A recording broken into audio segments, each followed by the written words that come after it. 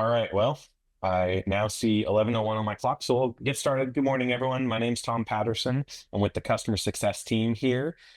Just a couple of quick slides before I introduce Diana and Will to kick us off here. We've got our quarterly progress report today.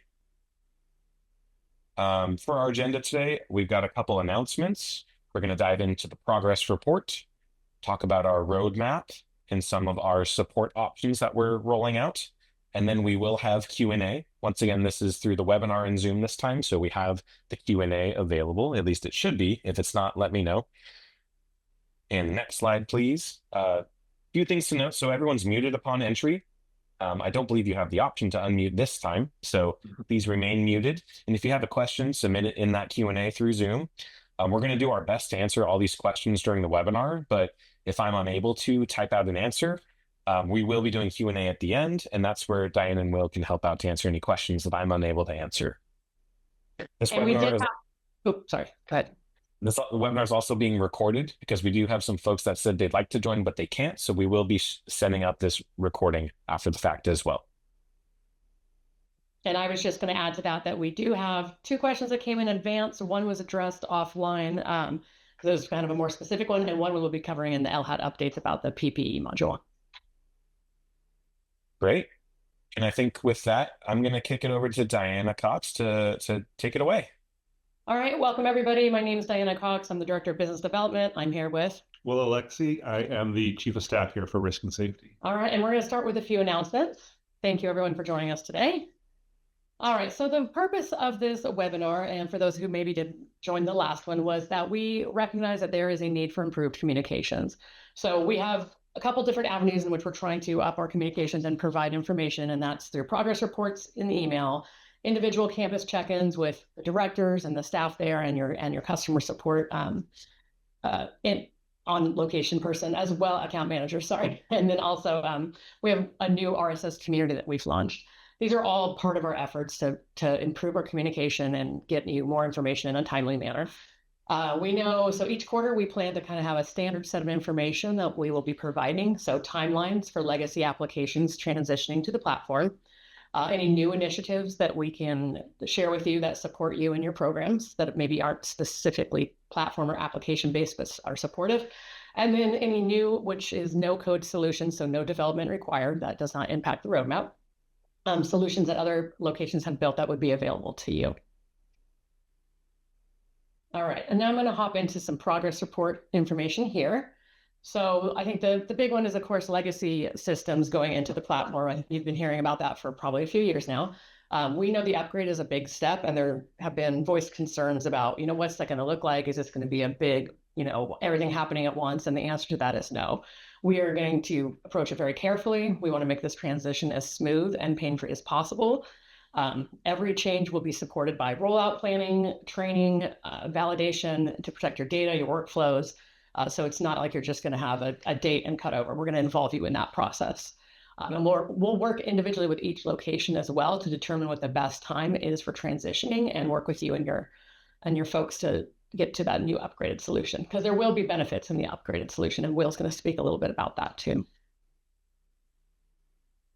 Another question we've received quite a bit in conversations and via email and even at the last webinar is what's the new interface going to look like?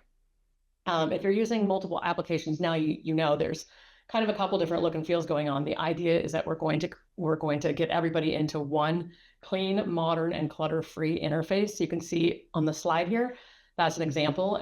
It's designed with a clear visual hierarchy and supported by consistent navigation and enhanced with contextual actions. So we actually have folks that are user experience, user designers on staff. They are working very closely with clients and test groups to test out the interface and try to make everything go as smoothly as possible and work in a way that requires less effort on the, making training guides for you or having you have to train folks on your campuses. I think one of the important things too is we're not going to be hiding things up under that little, everything won't be under the three dots. It'll be easier for you to find and use. And as all these applications come into that platform, it'll be a very consistent interface, similar to how we had it probably about 13 years ago. We had a pretty consistent interface at that point. You'll be able to, folks won't have to be retrained. They'll just be trained by the interface because they've used it in other modules. And you're going to see too, there's a screenshot of the new computer Ergo. There's a slightly different, there's different versions of interfaces in our theme, but it will also have some colors too. Okay, so I know for the folks who've been with a long time, the work group process is going to be changing with this component-based approach as opposed to building a single application from scratch, right? And it's actually a benefit because what's going to happen for those that were originally involved on bio, for example, I know Philip's on the call here, biosafety. You know, we'd work with the group, we'd get all the features, we develop it, we work with the team, we keep going. It was a multi-year process. Now it's component-based. So we know that bio requires, you know, a BUA and commenting and reviews and all these different things. So we're building those components. And so now we're going to be working with the work group and we'll be able to provide a custom fit solution. So you'll help us, we'll build it with you, how we will apply the components, but you don't have to sit in every meeting and tell us how to build the components. That part's going to be done by the technical team. And then we're going to work with the experts to really apply those components to get you the best, most customized solution you can have. All right, and then another thing that you have account managers that are available to you at each location. They are trained to customize solutions. So when a solution rolls out, if you need something changed, you need to add a field, you want to make it required, you want to you know, have a dependent question built in, a subform, anything like that, they will be able to work with you and make those changes on the fly. So no more ticket going into the service desk, asking for wording to be changed or to update a notification.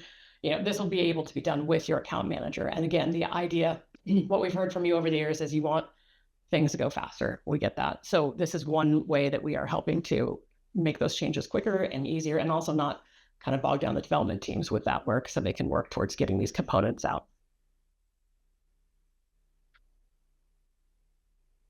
All right, and so continuing on with your account managers, this is a good example of April from our customer success team. She's an account manager down at Riverside as well as UCLA Health and Campus. And they have actually gone live with 2 new forms, so Workplace Violence Prevention Incident Investigation form, and they're in final testing for the General Service Rounding form. UC Riverside has gone live with a Certificate of Insurance, which is for risk management, and then the Stormwater Hotspot Inspection form. And UCI Health has the Foley Audit Checklist and Injury Illness form. So these are examples going back to, we're going to provide you with updates quarterly. This is an example of those no-code solutions that they've worked with their account manager to build and can put into production quickly and start using it. So again, it's anything, if you have a PDF or a semi-automated process or Excels, or you kind of have a legacy system that you want to retire, you know, if we have those components built in the system, you can work with your account manager and we can actually turn it into a solution in the platform, which comes with reporting and routing and all those other great things. So do definitely check with your account managers if you'd like more information. All right, and then another kind of solution or we've been providing to folks, we've done it for UCSF first, I think, right? Well, a lot of people want their data. They want to, nowadays people can pump it into frameworks, make their own reporting, and that's been a long request that we've been hearing many years. So what we actually can do now is put your data into the data lake, and then you can take that data, your IT folks can take that data and do what they want with it. It gives you the freedom to make your own charts, reports, dashboards, to have a foundation. You'll have your own flexible foundation, so you don't have to wait for us to develop one or custom develop one, and then it doesn't quite fit your needs. And we're currently working with UCSF, and then we're ready to work with other campuses as well.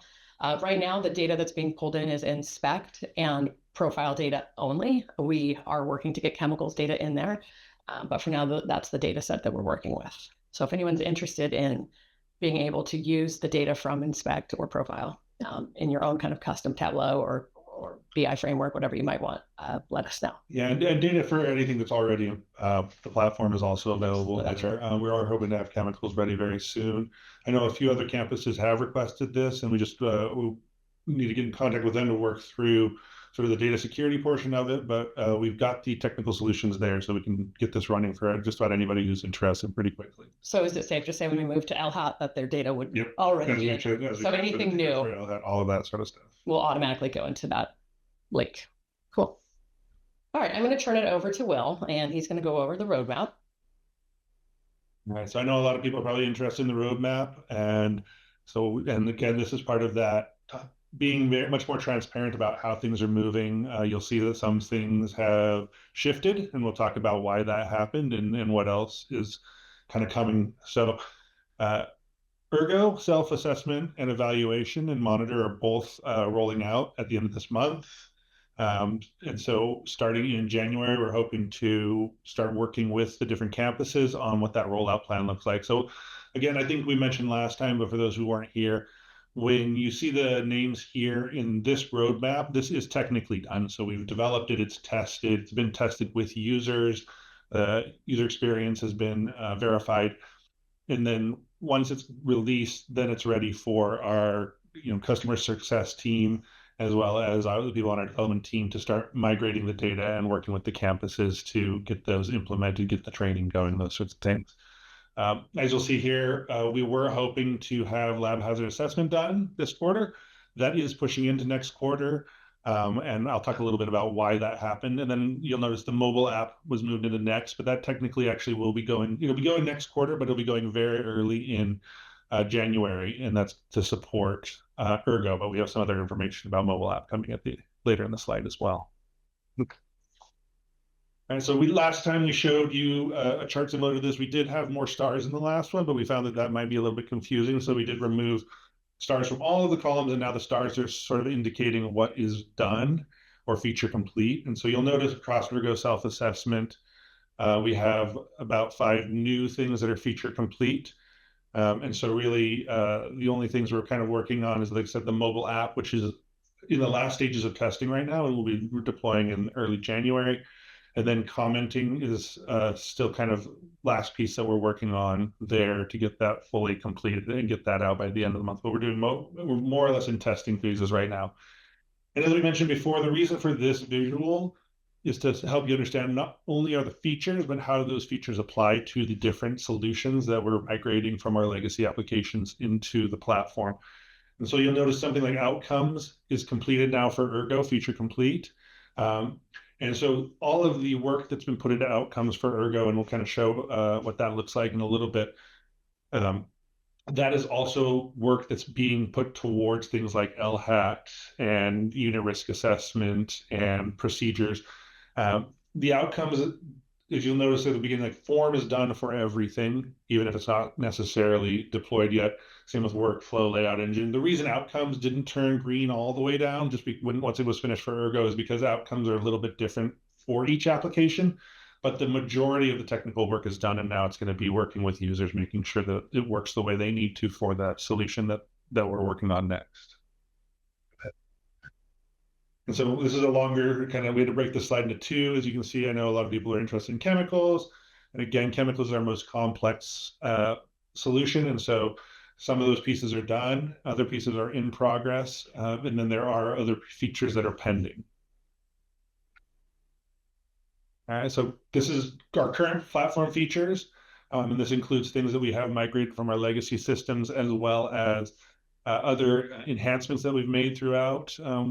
I'm not going to go through all of them. It's a very large slide, and we will be sending these out afterwards for anyone who wants to kind of look through this. But I do want to highlight, we've been working a lot on training. That's part of Ergo.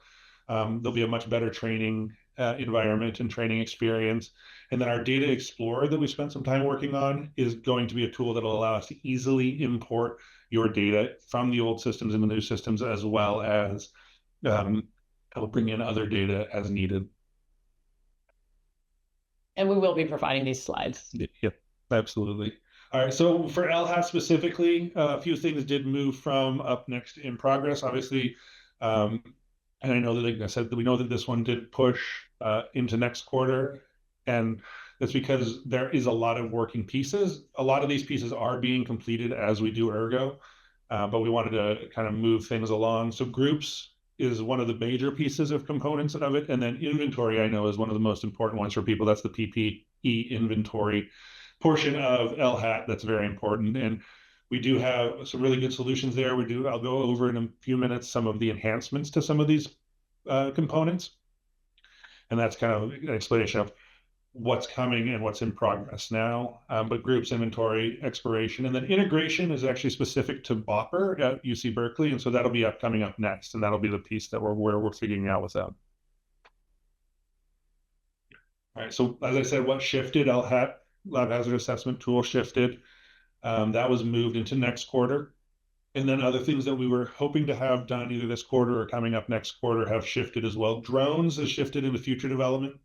There are a few pieces of that that'll get done as we do lab hazard assessment. And then NFPA 1600 survey, that has moved because we don't know exactly when we'll deploy it, but actually we have met with the team at UCOP there, and they've okayed the way it's working and the way it looks. And so we're just right now honestly working on when do we roll that out to all of the campuses. And then some of the factors that have impacted the shift, so reasons why things are not necessarily deploying as soon as we hoped they would, and as I'm sure as soon as you hoped they would. There is a lot of internal work right now going on to enhance our security and also make things sure everything is stable. We've done some legacy maintenance, OHSS, and some of our other systems there. We also have been enhancing and creating training campuses for all of for everyone, and these will be places where you can go in and test load things, test out different data, test out different systems, prepare for changes so that when if there needs to be training for any changes coming to the systems, you can get in there early. And so those have been created. We're rolling those out. Chemicals, I believe, is in there, and maybe inspections. And so we can turn on other things as people need them, but those are a piece of things. Those was internal work that we had to do in order to make sure things are ready for everybody as we do these transitions. Security is very important to us. We're going through a number of different security audits that we do every year to make sure that all of our data is absolutely secure. And then we've done some reporting as well for UC-wide that took some time. And one of the biggest reasons that I want to point out that LHAT did move was we actually decided to move up the mobile release. And so, as I mentioned, that's going to release early next year in January. And that was partially to support Ergo. So we have the mobile app available for the Ergo as it releases at the end of this month. And also very cool, this mobile app will support anything that's in platform currently. So it's not just going to be Ergo that's releasing on the mobile app. It'll be any of our solutions. And I'll have a slide there to show you what those options are as well. All right. And then the other reason that things slip is because we are taking into account that there are a lot of enhancements people have asked for over the years for our legacy systems. And we want to make sure that we're taking those into account and implementing those as we do these shifts. We don't want to just give you the exact same thing with a better user interface and a little bit more flexibility. We want to actually make sure we're enhancing them as well. And so for the upcoming Ergo, some of the enhancements, we're consolidating access to the Ergo data, right? So currently self-assessment, evaluations, all those data were housed in separate apps, requiring different navigations. Now everything is going to live into the same platform. And so data should be much easier to access and review. And campus-specific analytics. So we know, ergonomists currently need campus-specific analytics for those self-assessments, the risk scores, those sorts of things. Our new platform dashboards can be customized per campus, and we'll be able to give you that data, whether you just want to export as a CSV or you want to go and get full access to the data so you can create your own reporting. Broader work environment coverage, right? Current self-assessment focuses only on computer work, missing other environments, facilities, healthcare. The new Ergo in the platform can support multiple environments in one form, tailored versions. We can collaborate with the work groups to best advise this, but we can do more than just a computer ergonomics. We can do other forms of ergonomic assessments as well. Okay. Currently, there are some irrelevant questions in self-assessment. So one of the nice things about platform is, again, we can customize, we can change those questions. We can work with the work groups or the campuses to make sure that they are supporting conditional questions, making it more streamlined, more relevant to that experience, as well as being able to do those other types of assessments. We have outdated Ergo assessment data right now. So self-assessment loses relevance after 1 to 4 years. Depending on the campus standards, platform is going to allow you to have expiration dates for self-assessments, notifications for employees when they need to update those sorts of things. We're solving some of the print challenges and the review challenges. And then platform is also going to host a request ergonomic evaluation form. So that'll consolidate key data directly within RSS for a seamless review. and then also make it much easier to access those historical records. And then here's some views of the new computer ergonomics with the new user experience. And so on my left, you have the computer ergonomic self-assessment. Here's a screenshot of what that form will look like. So as Diana mentioned, there's a little bit more color, a little bit more to it.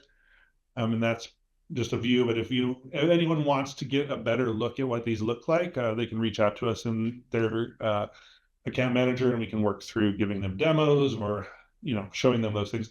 On the right here is actually what the outcomes is going to look like. So this is for Ergo specifically right now, but this is also what outcomes will look like for all of our other applications. So when LHAT releases early next quarter, right during next quarter, then that'll also be what you'll see there. And hey, Will, since we're on topic of Ergo, I'm actually going to jump in here, just because there was a question I was going to wait till later to ask, but I feel like it makes sense to ask now about the development effort being put in towards Ergo right now, and like, are there any deadlines coming up? I guess maybe the question's getting at like, why are we working on Ergo right now as compared to other things? Sure. And Do you mind speaking to that?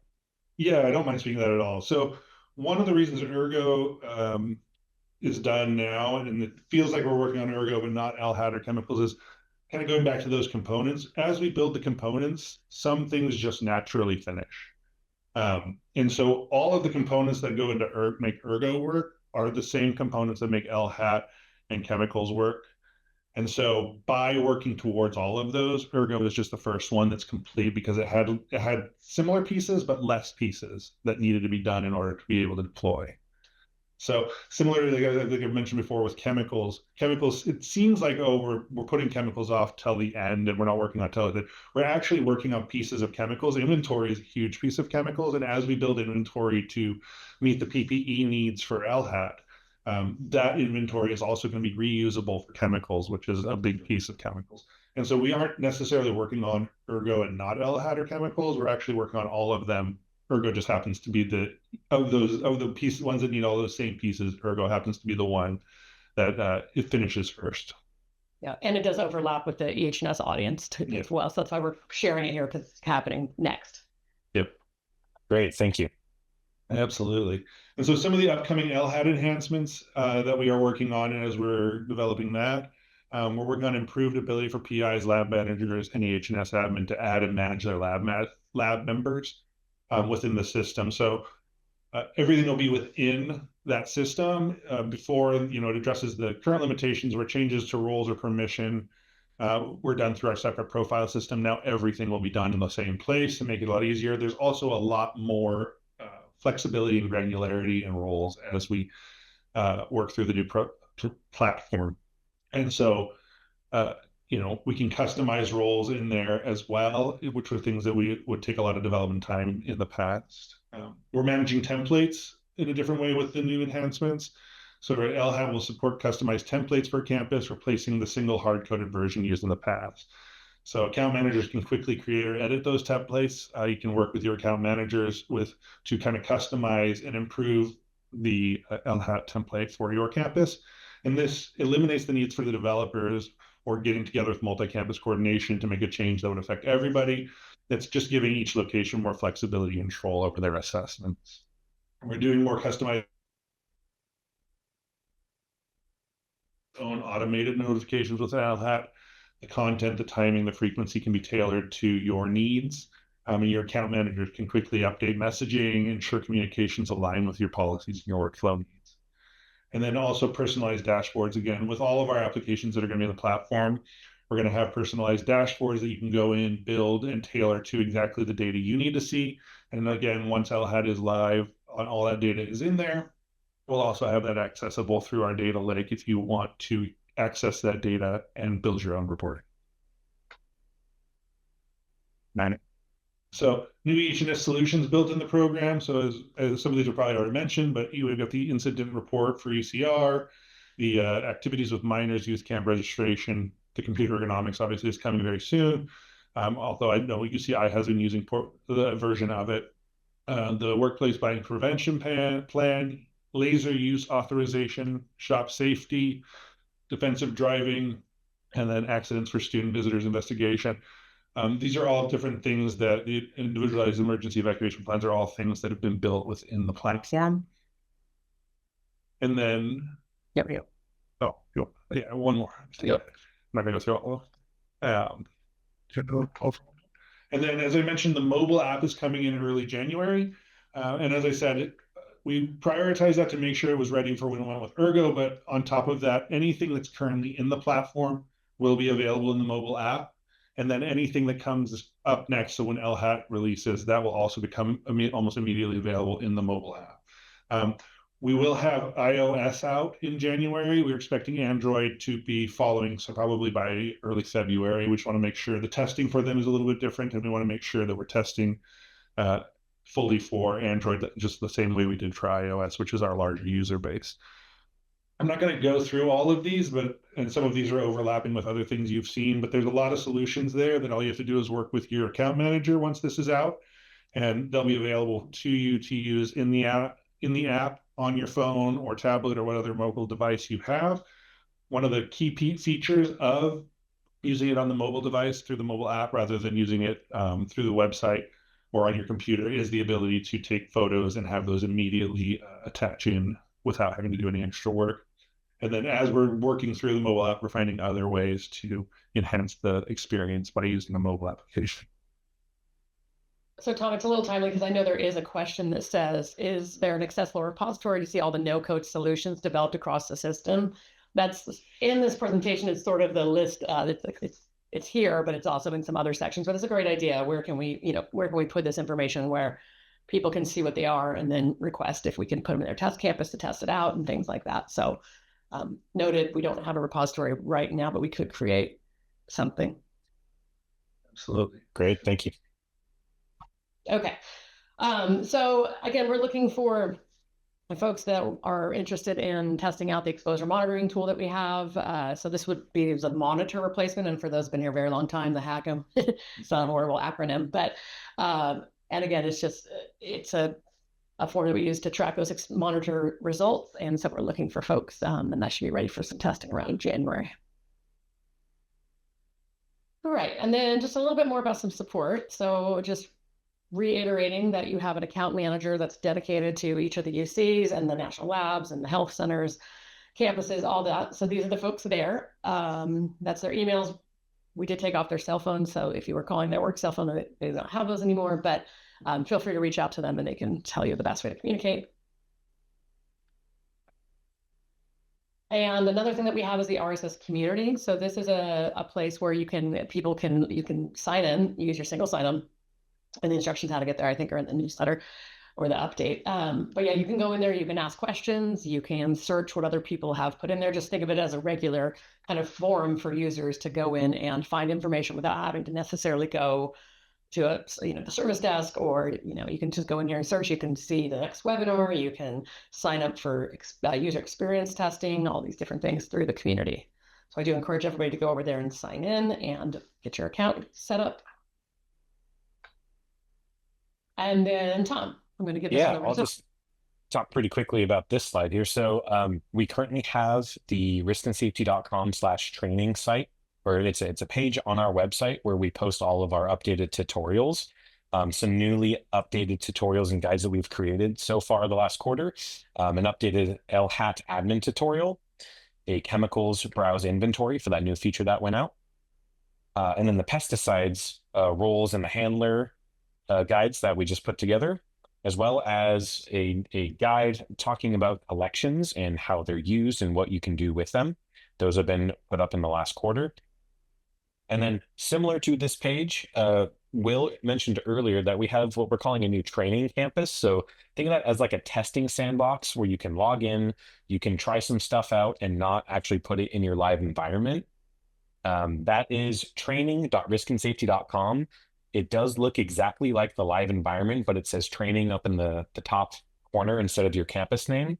So anything you do there, it'll stay there until you log in and delete it, but that's not the live site. So I believe right now it's just chemicals and inspect in there, but as we release more of our platform solutions, we can get those copied over to that training site as well.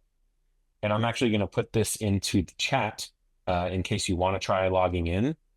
Maybe after the webinar here, Go take a look, just training.riskandsafety.com, and it uses your normal campus single sign-on. Great. Thanks, Tom. All right. And then we have a solutions insight program. So this might be something folks that are heavily involved with using our solutions be interested in. And so we're looking for creating new ways for you to share your experience and help shape the solutions that we're building. So it could be quick surveys, it could be usability or beta testing. We want to invite you to go ahead and help us provide feedback and work with our team to shape those tools. There's not a fixed schedule at this point, and they're going to reach out a few times per year. Participation is always optional, but you can also learn more about that in the community. Or you can also go into the chat, which I will post in there after we're done talking here. But yeah, so you can be active in that insights program if you're interested.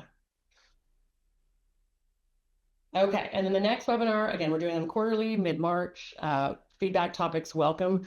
It would be great. So as part of the registration, you have the opportunity to submit questions in advance. So for some of the folks that are commenting in the questions right now, you can always put some information in advance, or if there's something you'd like to specifically focus on, for example, you can always submit that through the pre-webinar questions. All right, and we're into the Q&A. Tom, do you want to take back over? Sure, yeah. So I'm going to go through some of the answered questions so far, just to reiterate those, and then we'll talk about some of the open questions. So we had a question here. Why do so many summary sections disagree with the detail section of the MAQ tool? All the tickets I submit respond with, I'm escalating the request and I hear nothing, and I'm extremely frustrated. So I said, thanks for letting us know. I want to reach out with you directly to the person who submitted this question.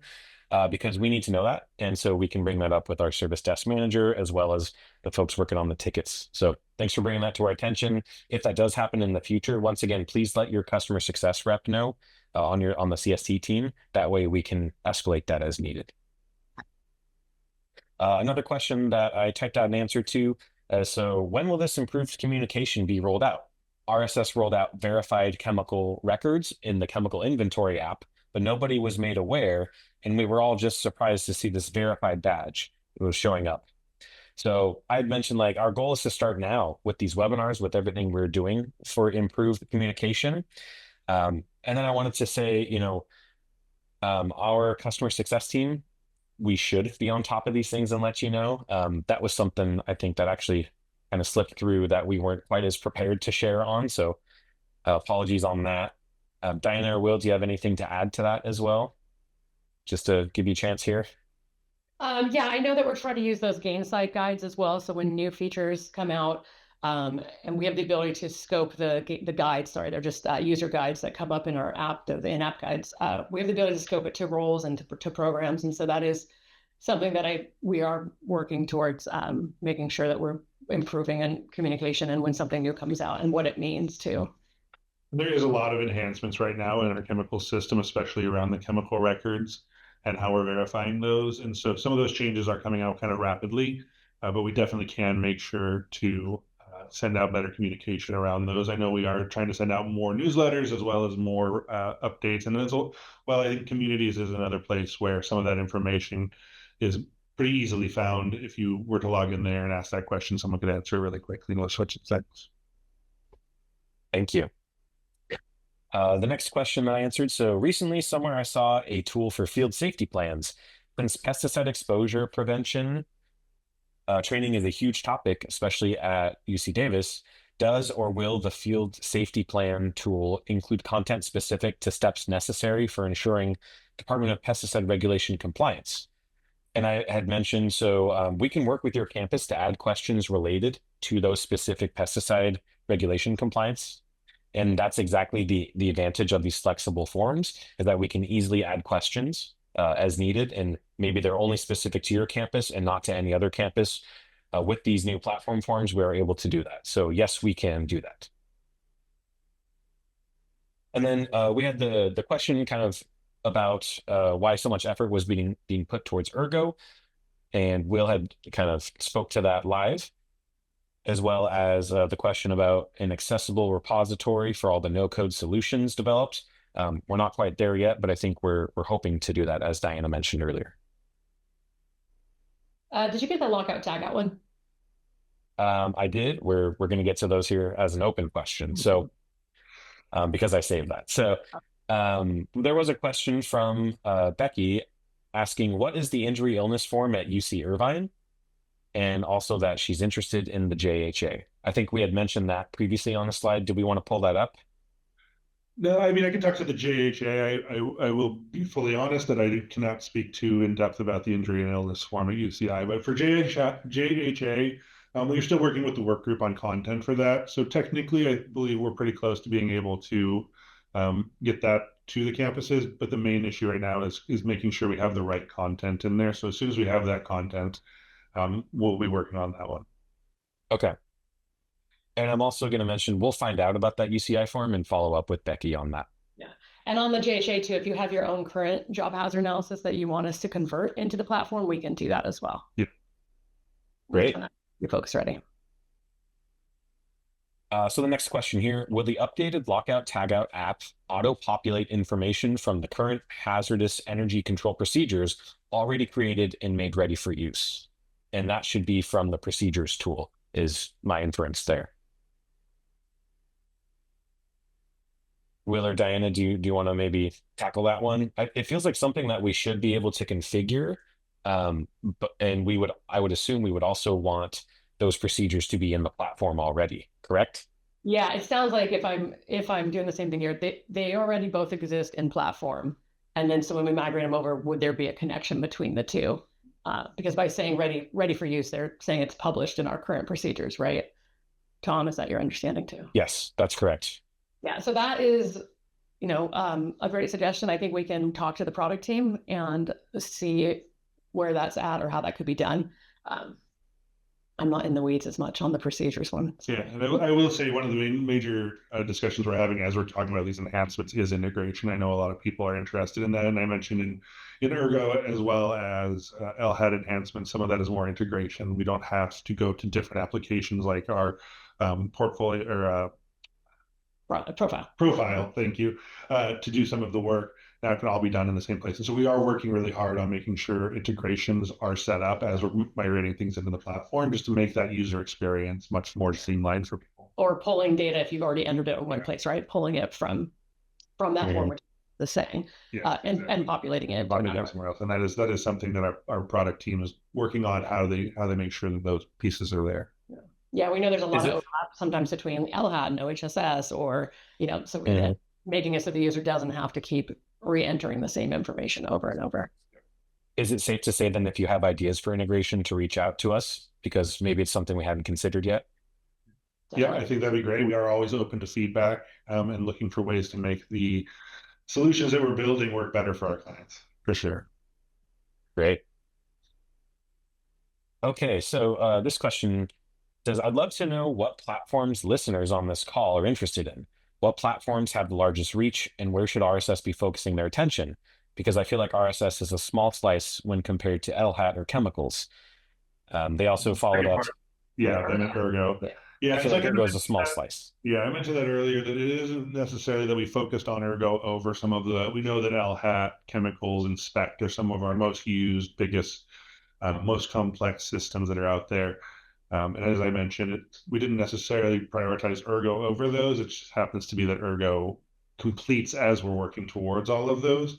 But this is, we are also like to hear what people are most interested in. That's another not just plugging communities, but that's another place where they can share that. If people want to go on there and talk about what are they interested in, what are they looking forward to, what are enhancements that they would love to see. We have collected a lot of that information over the years. But reiterating it to us doesn't hurt. But yeah, mainly, like I said, a lot of the more complicated applications will take longer just because they have more components, whereas some of the less complicated applications will be done sooner just because all the components that they need to get completed. Yeah, and next quarter we won't focus on Ergo, right? We'll be focusing on the LHAT and the other kind of EH&S solutions. But I do strongly encourage, so if we didn't receive any feedback on the last webinar post, we sent out a survey. And so if you are interested in specific topics, or you have specific concerns or things you want to address, or you want to talk about, please put that in the survey, and then also fill out the questions in advance when we do the next webinar so that we can collect that information, because sometimes it takes time to just make sure we're talking to the right people and getting the right accurate information out too. Yep, absolutely. Great, thank you. That's all of the questions that were submitted already. Once again, if you have other questions, I know before we end here, you can get those in, or if you want to reach out to your customer success person or fill out that survey, that's great. Diana, is that survey anonymous, or do we know who you are when you fill it out, I guess is my question, since I'm unfamiliar with the survey. So I am not sure. I think we can maybe make it anonymous. It'd be nice if we knew the person, so we could, again, a lot of times we need more information or specifics, trying to figure out, otherwise then we're left to interpret some of the feedback or questions. So, but we will also take anonymous. Yeah, we're happy to have anonymous, but yeah, if you do want to identify, then it makes it easier for us to reach out to you, follow up, ask more questions, and make sure that we're actually tackling the right thing. And I do wish Christy Elden was on the call, because she is working with this on the Argo program. But it is just, I'm sure everyone realizes that system-wide, there's a very, very large population of people that are on a computer that have MSD, right, musculoskeletal challenges, and those are very financially expensive. So there is value in that too. Did see one just come in. Thanks for an update. Some of my researchers wonder about the .com website. Can a convenient like rss.ucop.edu alias be available?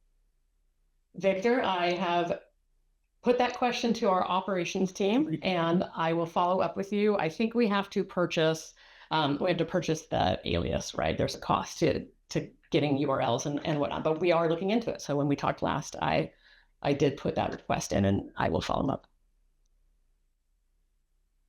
It's a good idea. Great. One other thing, to go back to that question about kind of the communication and getting the word out when there's new features, we do try to tell both the lab safety work group and specifically for chemicals, the chemical steering committee, when things are coming or when they're deployed. I think, maybe things don't leave those forums as often as we'd hope. So if you are on one of those forums and want to share, hey, this new thing's coming, I think that'd be great too. Just getting that in there, because I know that we can improve on that, but also we do try. So yeah. And anything we share, you can forward on to your team, your users, anything that comes out of a progress report, all that information. So I think a lot of times it does go to certain people in an organization, but maybe it's not fully passed along, or again, if you're not in chemicals, you don't really pay attention, right? So yeah, please share. And again, community is a great place. We're trying to get that off the ground a little bit. Even this, we'll send out this recording. We'll also send out the slides that we shared. If you want to pass that around to people who you think would be interested, or let them know that these are happening and they want to come to the next one. Or, especially if someone's going to be interested in LHAT, we're very much hoping that LHAT will be ready. We'll be showing you all sorts of LHAT stuff at the next one. And so, we encourage everyone to let us know what you want to know, and also engage with us as much as possible, because that allows us to better make sure we're communicating what you need to hear. One more thing came through. So what RSS representation is in the community forums that we're talking about? If I understand that correctly, it's people who use the RSS software have access to the community. And then you wonder who from our team is in there that they can talk to as well. Yeah, so it's customer success. We have a moderator, so if the question is really specific to MAQs, for example, then we would pull in the right person to answer the question, right? Just users. No, so yeah, so we do our CST gets in there.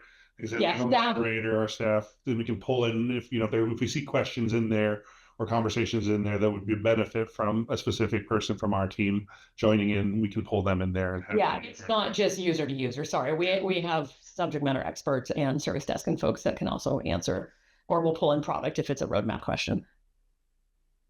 And it is great if there are other users that can speak to it. At my campus, we do this way. Maybe that's helpful as well. So.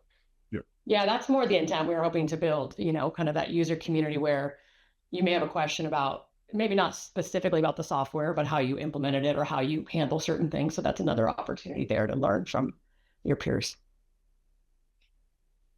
Good question. All right. Well, I think that's going to be it today. Thanks everyone for joining. Once again, the recording and the slides will be sent out after this. I think today, if not today, tomorrow for sure. They will be coming.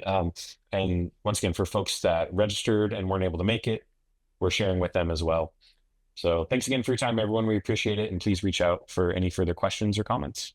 Thank you. Thank everyone. you so much. Thanks, everyone. Bye-bye.